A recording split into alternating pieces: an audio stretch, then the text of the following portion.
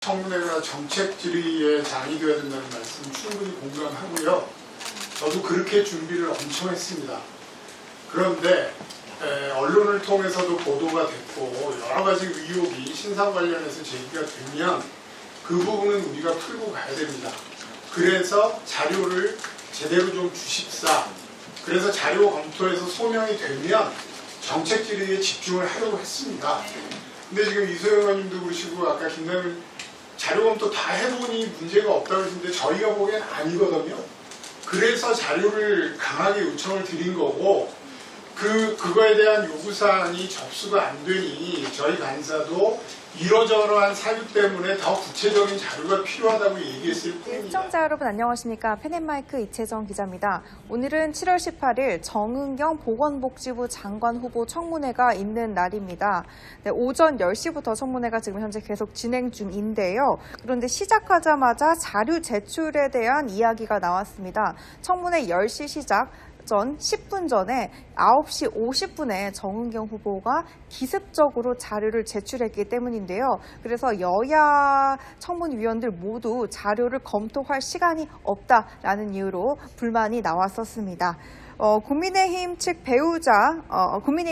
배우자의 주식 관련 자료를 내라고 이야기를 했는데요. 정은경 후보가 배우자가 현재 근무 중이기 때문에 연락이 닿지 않는다라는 취지로 변명을 했습니다.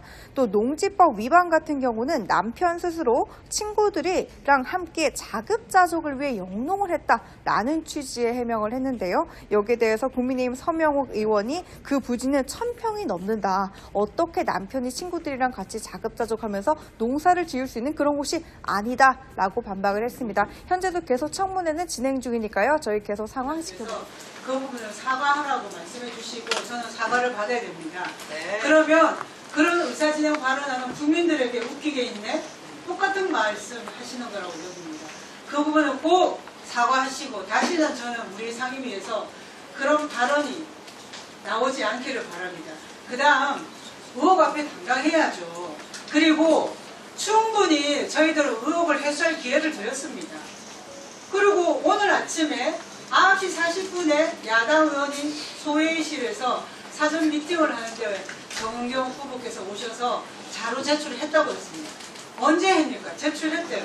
그러나 그때도 확인이 안 됐습니다. 그리고 부랴부랴 확인해서 이것저것 출력하는데도 저 혼자만 겨우 몇 개 볼 수 있었습니다. 그런데 김미애 의원 앞으로 감사 담당관이 주신 FTNE 주식 관련해서 이게 제때 주시면 제대로 주셔야죠. FTNE가 주식회사 라움으로 상호 변경이 됐죠. 그리고 또 회생 개시 결정도 나고 했습니다. 여러 가지가 있기 때문에 어떻게 됐는지 국민들이 의혹을 가지고 있기 때문에 그 부분을 해소하기 위해서는 제가 이걸 어떻게 다 합니까? 미리 자료를 주시고 충분히 의혹을 해소할 기회를 드렸고 약속을 했는데도 안 주셨기 때문에 요구했는데 그게 왜 웃기는 소리입니까? 자료 요청이 웃기는 소리입니까? 국민의 의혹을 해소하기 위해서 자료 요청하는 것이 웃기는 소리면 국회의원 여기 왜 있습니까? 야당 국회의원이 그 정도도 안 하고 국민들께 제가 당당하게 설 수 있겠습니까? 그래서 코로나 영웅이라는 그게 부끄럽지 않으려면 의혹을 해소할 자료를 달라는 것이고 이것을 보더라도 우리가 보면서 상적 폐지됐다는 말도 있고 또 여러 가지 분분해서 제가 법인 등기부 등본을 떼서 보니까 라임으로 상호 변경이 되고 그랬습니다. 그리고 그 전에도 오늘 2016년도부터 키움증권 거래대금 주셨는데 거기에 보니까 2017년 2월부터 라임이라는 거래 내역이 있어요. 이건 뭐지 하고 보니까 두 개가 같은 거구나 라고 추측을 한 겁니다. 그래서 맞춘 이걸 무슨 숨은 그림 찾기 하고 게임하는 겁니까? 그래서 지금이라도 의혹을 해소할 자료를 신속히 제출해 달라는 겁니다. 그 부분 위원장님이 반드시 후보에게 확답을 받아주십시오. 잠깐만요. 원래 보건복지위원회가 이렇게 뜨거운 상임위가 아닙니다. 아니었습니다. 상당히 뜨거워졌는데요. 일단은 안상훈 의원님 말씀하신 안상훈 의원님 말씀 좀 듣고 정리를 한번 해보도록 하겠습니다.